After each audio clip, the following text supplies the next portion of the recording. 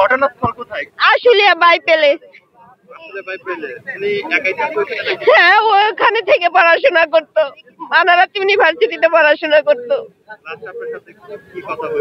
লাস্টে আমার বোনের সাথে কথা হয়েছিল, বলছিল তুই কোথায়, বলে আমি রাস্তায়। ও আমার বোন বলে কি অবস্থা, বলে গোলাগুলি চলতেছে, দৌড় মারতেছে, একটি বিশাল মিছিল নিয়ে আমাদের সঙ্গে যুক্ত হয়েছে। আমরা প্রথমে একটা গুলি লাগছিল হাতে গুলি লাগছিল, সেটাও পোস্ট করছিল যে আসলে থানা পুলিশ আত্মসমর্পণ করে গুলি করছে।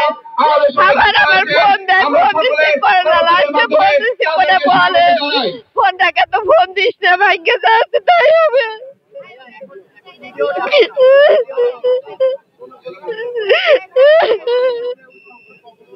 আপনার ভাইয়ের জীবনের বিনিময়ে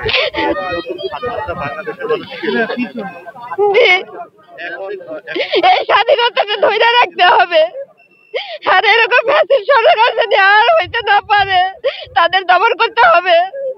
এদিকে লক্ষ্য রাখতে হবে যেন এরকম আর কোনো ভাই না যায়। যার চাই সেই বুঝে, আমার তো একটা মাত্র ভাই ছিল। রাজনৈতিক দল গঠন এর মাধ্যমে যারা অপরাধী তাদের কাছে প্রত্যাশাটা কেমন, যে তারা সেই আপনাদের ভাইয়ের যে বিচার হত্যার যে দাবি তারা করতে পারবে? তাদের কাছে আশা রাখি যেন তারা করতে পারে, সেই আশায় আছি। দেখা যাক এখন। মাদারীপুর জেলা থেকে একটা বিশাল মিছিল নিয়ে প্রোগ্রামে উপস্থিত হয়েছে। সবাই করতালিতে তাদেরকে শুভেচ্ছা জানাই। তাদের প্রতি পূর্ণ বিশ্বাস আছে, এই জন্য এখানে আসছি। তাদের প্রতি বিশ্বাস আছে বলে। লুৎফর রহমানের নেতৃত্বে হ্যাঁ, জুলাই সিটি ফাউন্ডেশন থেকে 5 লক্ষ টাকা পাইছি, জামাত ইসলাম থেকে 2 লক্ষ টাকা পাইছি, আর বিএনপি থেকে 30,000 টাকা। এভাবে আর্থিক সহায়তা পেয়েছেন। আসলে আপনার ভাই তো ফিরে আসবে না এখন, পরবর্তীতে যারা ফ্যাসিস্ট না। হ্যাঁ, ওদের স্বপ্ন যেন পূরণ হয়, সেই স্বপ্ন থেকে ওদের জীবন দিছে, সেই স্বপ্ন যদি পূরণ হয়, এটাই আমার বাংলার মানুষের কাছে চাওয়া। আমরা কয়েকটি গাড়ি দেখতে পাচ্ছি, টাঙ্গাইল আমাদের সকল গাড়ি জেলদুয়ার থানায়। পুরাতন বাণিজ্য মেলার মাঠকে আমরা নির্ধারণ করেছি। পুরাতন বাণিজ্য মেলার আমার সাথে 5 আগস্ট আমার সাথে কথা হয় নাই, আমার বোনের সাথে কথা হয়েছে।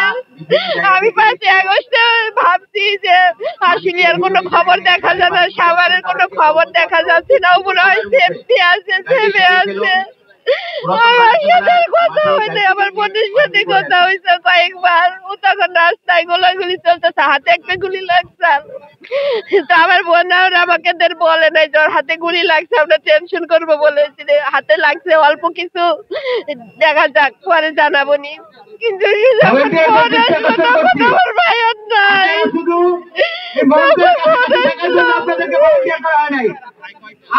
আমার একটাই ভাই ছিল। আমাদের যারা প্রতিনিধি আসতেছে, বাসগুলো আমি এখানে দেখছি, আপনারা কোনো ব্যবস্থা